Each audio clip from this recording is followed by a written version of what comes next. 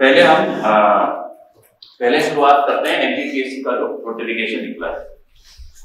ये नोटिफिकेशन जो है ये 2021 की परीक्षा के लिए निकला है। ये नोटिफिकेशन एमपीपीएससी 2021 के लिए निकला है और इसमें जो इम्पोर्टेंट डेट्स हैं, सबसे पहले वो इम्पोर्टेंट डेट्स हम लोग ध्यान देंगे, क्योंकि ये जो फॉर्म है ये फॉर्म लाइव होगा 10 जनवरी से 9 फरवरी तक। तो 10 जनवरी 2022 से 9 फरवरी 2022 तक ऑनलाइन फॉर्म भरे जाएंगे।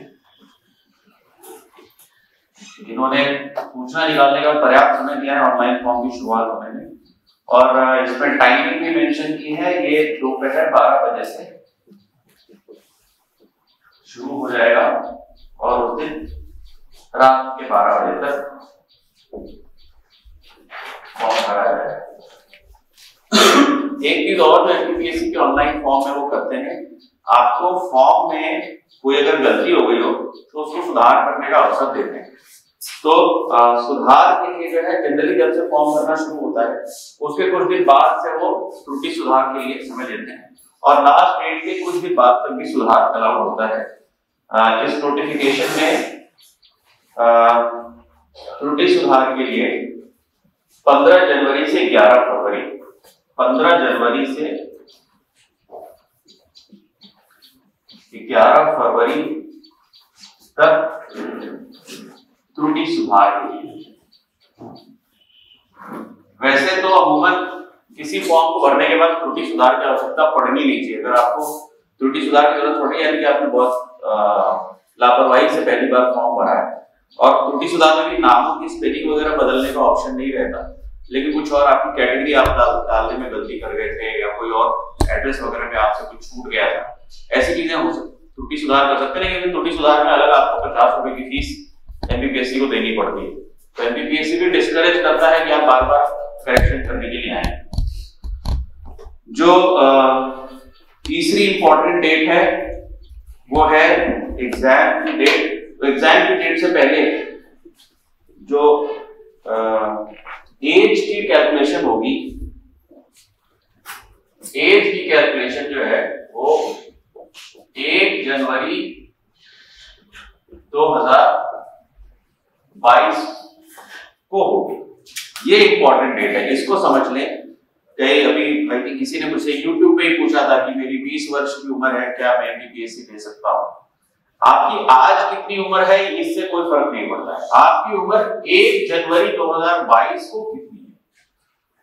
जहां तक मुझे ध्यान है एमपीपीएससी आप 21 वर्ष की आयु पूर्ण कर चुके हैं तो दे सकते हैं, और जनरल कैटेगरी के लिए शायद 40 वर्ष अधिकतम है, और हर कैटेगरी के लिए कुछ एज रिलैक्सेशन है। इसके बाद इसमें एज रिलैक्सेशन को लेकर एक विशेष परिशिष्ट है, मैं उसकी डिटेल में नहीं जाऊंगा, लेकिन आयु सीमा में छूट को लेकर बहुत डिटेल है। उस सभी लोगों के लिए इंपॉर्टेंट नहीं है, उन लोगों के लिए जो भूतपूर्व सैनिक रहे हैं ऐसे लोग भी महत्वपूर्ण है।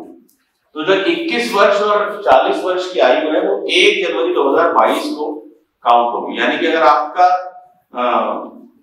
बर्थडे 5 जनवरी को पड़ता है ना, अब आप आज की डेट में 20 वर्ष के हैं और 5 जनवरी 2022 को आपका बर्थडे आएगा, तब आप 21 साल पूरे कर लेंगे, तो आप इस एग्जाम में नहीं बैठ पाएंगे। लेकिन आपका बर्थडे 26 दिसंबर को है और 26 दिसंबर को आपके 21 वर्ष पूरे हो गए, तो आप 1 जनवरी को आपके 21 पूरे हो गए तो आप इस एग्जाम में बैठ सकते हैं। It is as simple as that. ठीक है, तो ये केवल उन लोगों के लिए चिंता की बात है जो अभी 20 साल के हैं और 21 के होने वाले, बाकी जो 21 से ऊपर हो गए उनके लिए इससे कोई फर्क नहीं पड़ता। जो लोग एज के उस लिमिट पे हैं जहां ओवर एज होने वाले हैं, उनके लिए महत्वपूर्ण है कि ये अगर इस डेट के पहले उनकी एज कंप्लीट हो गई तो फिर वो एग्जाम नहीं दे पाएंगे। तो जो भी 40 की या किसी कैटेगरीज में हो सकता है 5 साल का रिलैक्सेशन हो, 45 की, वो एज अगर 1 जनवरी से पहले वो एज क्रॉस करे। एज की कैलकुलेशन होती है कितने साल पूरे हो गए, इस इससे नहीं कि मेरा 21वां वर्ष चल रहा है, 20वां वर्ष चल रहा है। तो जस्ट टू क्लैरिफाई ऑल्सो, मुझे लगता नहीं कि इसकी जरूरत पड़नी चाहिए आपको क्लैरिफिकेशन की। तो जैसे मेरा जन्म जो है, अपनी डेट यार इस तरह से टीवी पे बताना गलत है। मेरा जन्म 3 जनवरी 1983 को हुआ था। अगर मेरा जन्म 1983 को ना हुआ होता और 2001 में हुआ होता, तो क्या मैं इस एग्जाम में बैठ सकता था? बैठ सकता था या नहीं बैठ सकता था? तो 3 जनवरी 2001 को अगर मेरा जन्म हुआ था, तो 1 जनवरी 2022 को मेरी उम्र कितनी होती? 20 साल और 363 दिन। लेकिन 21 साल पूरे नहीं हुए होते, सही बोल रहा हूं ना? 3 जनवरी 2022 को मेरे 21 साल पूरे हुए, तो मैं इस एग्जाम में बैठने के लिए एलिजिबल नहीं होता। लेकिन अगर मेरा जन्म 3 जनवरी सन 2000 को हुआ होता, तो मेरे 3 जनवरी 2021 को 21 वर्ष पूरे हो गए, 21 वर्ष 363 दिन का मैं होता 1 जनवरी 2022। तो मैं देख सकता था कितने आयु पूर्ण हो चुकी है, वो इंपॉर्टेंट है। यही अगर 3 जनवरी की जगह इससे फर्क पड़ा भी आपके हाथ में नहीं कि आप महीने किस महीने पैदा हो गए, है ना? किसी का अगर 26 दिसंबर 2000 को हुआ है तो वो दे सकता है परीक्षा, दे सकता है, राइट सी बात है। और अगर उसका 26 दिसंबर 2001 हुआ है, नहीं दे सकता, क्योंकि वो 26 दिसंबर 2022 में जाकर 21 वर्ष होगा, तो इस समय वो 20 वर्ष और कुछ दिनों का ही होगा। ठीक है, तो ये एक इंपॉर्टेंट चीज है, मुझसे बहुत बार बच्चे पूछते रहते हैं ऑनलाइन, इसलिए मैंने सोचा कि इसको मैं बना दूं ताकि ये वीडियो में लोगों को एक्सप्लेन कर दूं। जो सबसे प्रमुख डेट है जिस पे आपको ध्यान देने की जरूरत है, और उम्मीद करते हैं कि डेट नहीं बदलेगी, वो है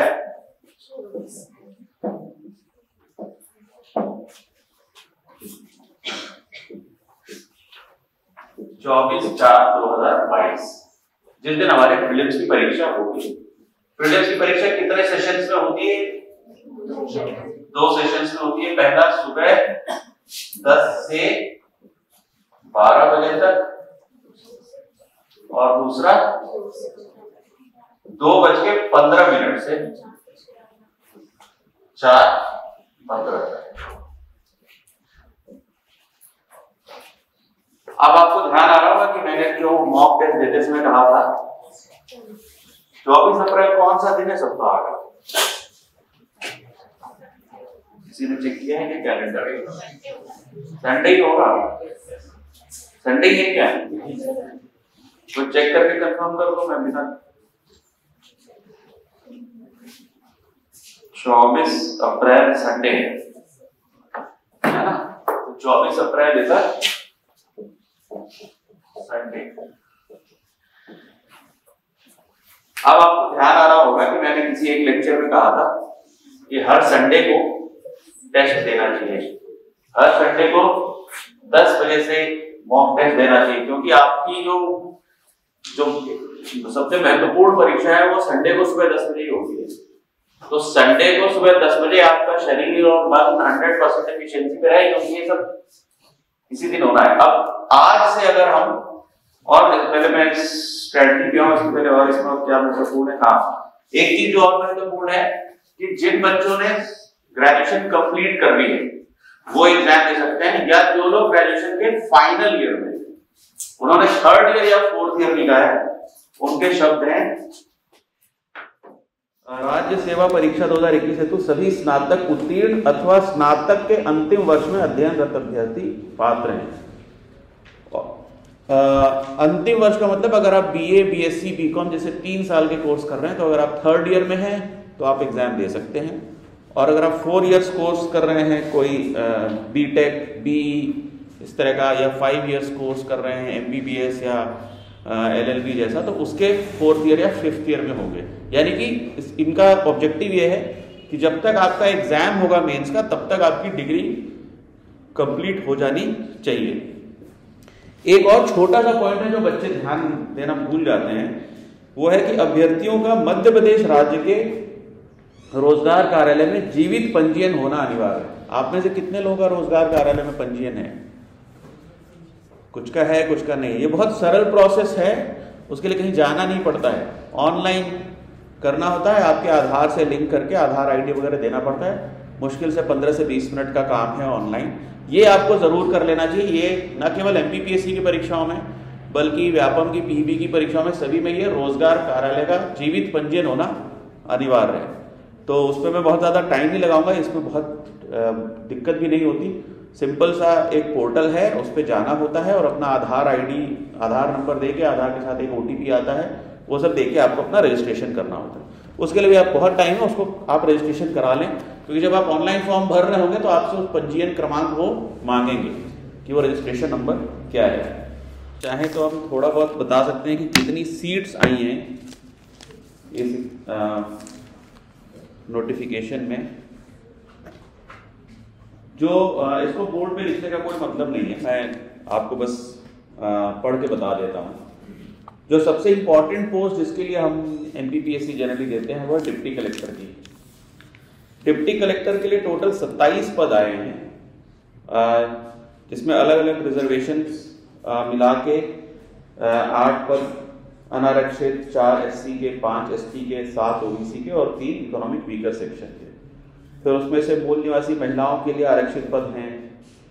फिर भूतपूर्व सैनिकों के लिए डिप्टी कलेक्टर में कोई पद इस वक्त आरक्षित नहीं, और दिव्यांग जनों के लिए 2 पद आरक्षित हैं।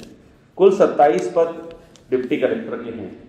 उसके बाद डीएसपी के 15 पद हैं सभी कैटेगरीज के मिला के।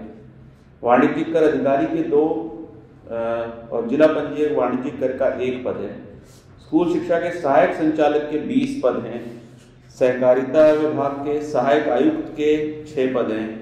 श्रम विभाग के श्रम पदाधिकारी के 2 पद हैं। मुख्य नगर पालिका अधिकारी श्रेणी ख के 2 पद हैं। पंचायत ग्रामीण विकास के सीओ जनपद के 13 पद हैं।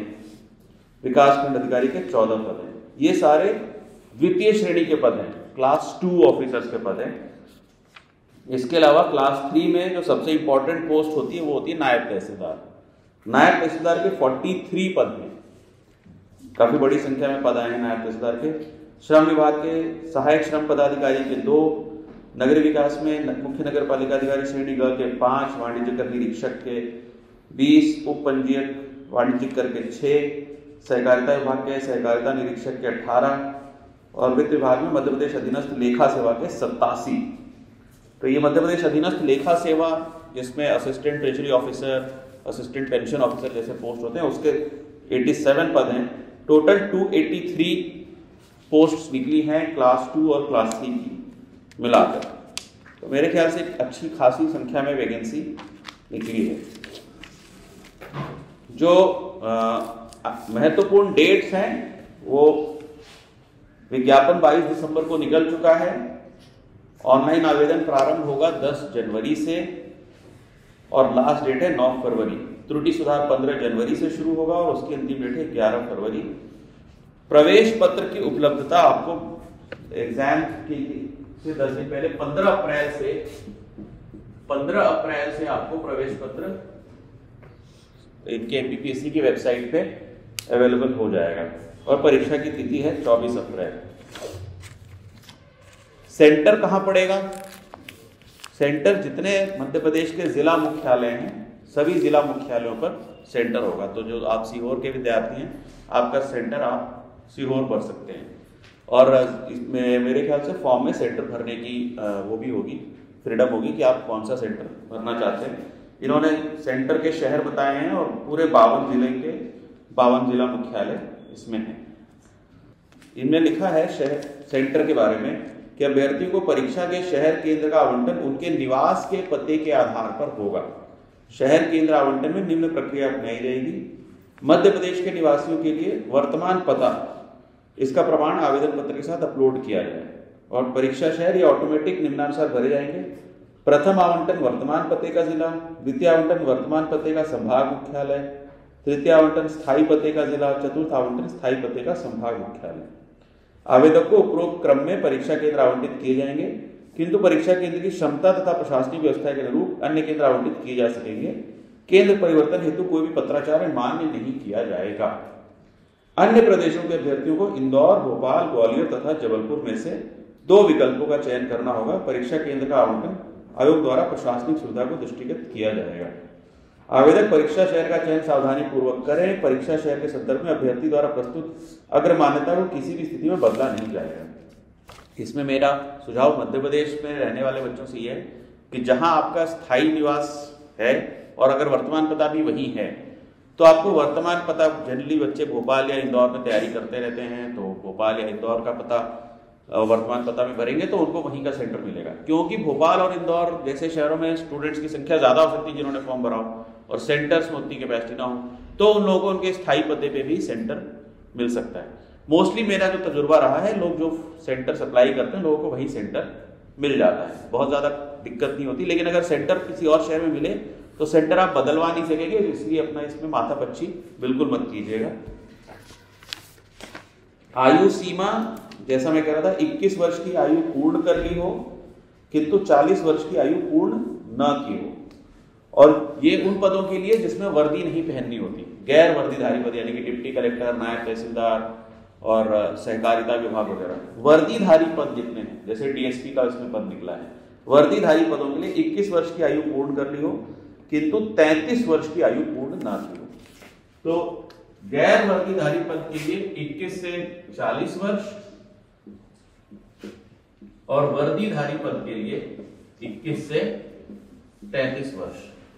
और इसकी कैलकुलेशन जैसा हमने कहा 1 जनवरी 2022 को होगी। इसके अलावा पुलिस डिपार्टमेंट कुछ विभाग ऐसे हैं जिसके लिए फिजिकल क्वालिफिकेशन भी रहेगी, शारीरिक संरचना की, जिसमें पुलिस विभाग, वाणिज्यिक कर आबकारी विभाग, जेल विभाग तथा परिवहन विभाग के वर्दीधारी पदों हेतु शारीरिक मापदंड है कि पुरुषों की ऊंचाई 168 सेंटीमीटर, महिलाओं की 155 सेंटीमीटर और सीने का घेरा वगैरह ये इसमें दिया हुआ है। ये केवल उन्हीं पदों के लिए जो वर्दीधारी पद हैं, और इसका टेस्ट जो है वो आपके मोस्टली मेंस और उसके इंटरव्यू के बाद मेडिकल जब होगा तो उसमें चेक किया जाएगा। इतनी ही महत्वपूर्ण चीजें थी जो आप लोगों को बताने लायक थी। इसके अलावा आयु सीमा में छूट को लेकर डिटेल है, फॉर्म भरने को लेकर बहुत डिटेल में एक परिशिष्ट है कि किस कॉलम में क्या भरना है, और इसको मैं एक एक चीज को समझाऊं मुझे इसकी आवश्यकता नहीं लगती। जो 2 बातें और मैं परीक्षा के नोटिफिकेशन पे कहना चाहूँगा।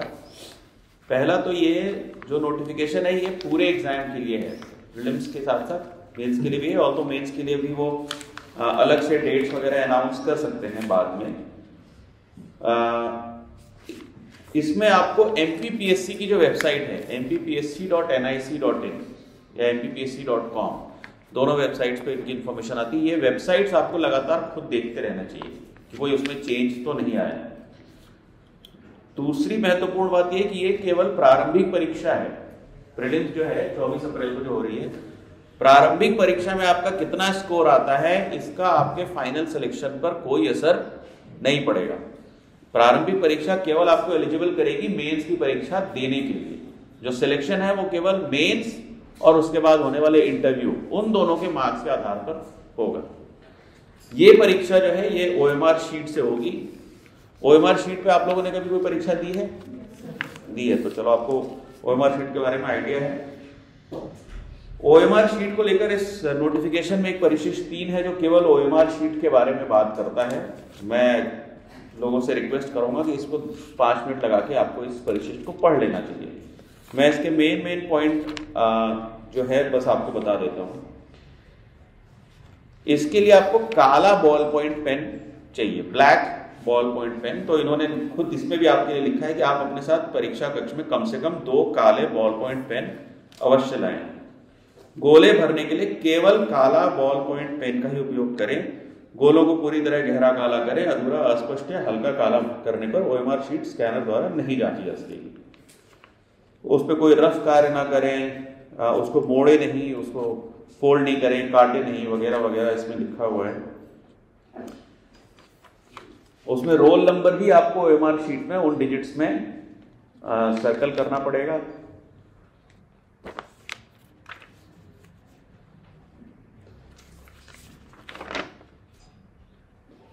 बाकी इसमें ऐसी कोई विशेष बात नहीं है जो मुझे आपको क्लास में समझाने की जरूरत पड़े, बहुत सेल्फ एक्सप्लेनेटरी है। तो टू समराइज की इस नोटिफिकेशन में हमारे लिए महत्वपूर्ण बिंदु क्या है?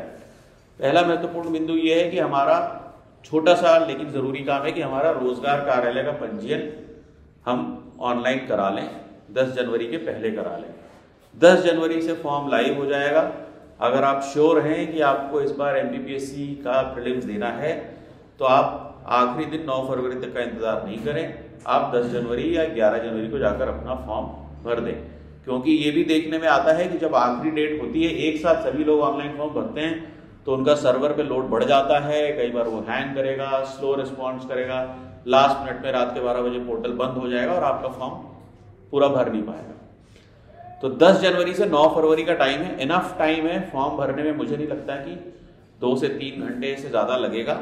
जो लोग खुद लैपटॉप या फोन पर एक्सेस कर सकते हैं वही भर लेंगे, नहीं तो MP ऑनलाइन के किसी कियोस्क सेंटर पे जाकर भर सकते हैं। त्रुटि सुधार का ऑप्शन जरूर है, लेकिन मेरी सलाह ये रहती है कि ऐसी कोई गलती नहीं करनी चाहिए जिसके लिए बाद में त्रुटि सुधार करना पड़े, है ना। कई बार मैं जब खुद एक परीक्षा बॉडी का डायरेक्टर था, प्रोफेशनल एग्जामिनेशन बोर्ड का, हम भी अपने फॉर्म्स में त्रुटि सुधार का अवसर देते थे।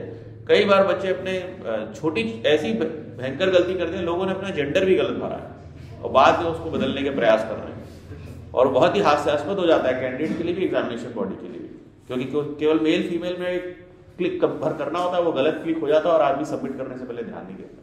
इस तरह की अगर छोटी गलतियां होती हैं तो आपका इंप्रेशन खराब पड़ता है एग्जामिनेशन बॉडी पे कि आप अगर फॉर्म भरने में ही इतने छोटी बातों का ध्यान नहीं दे सकते तो आप एग्जाम क्या निकाल पाएंगे। तो फॉर्म एक बार तसल्ली से देख के आप भर लें, त्रुटि सुधार की आवश्यकता नहीं पड़नी चाहिए।